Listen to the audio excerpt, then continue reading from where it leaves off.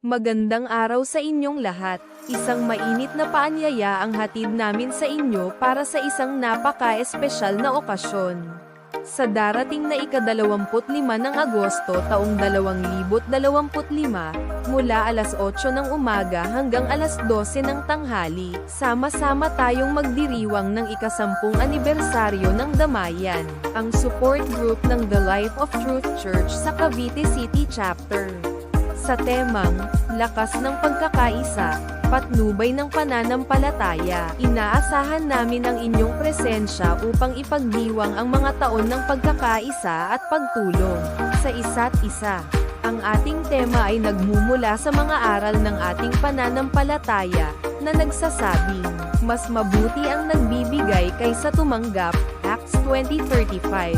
Huwag kalimutang mag-follow at mag-subscribe para sa mga susunod na updates.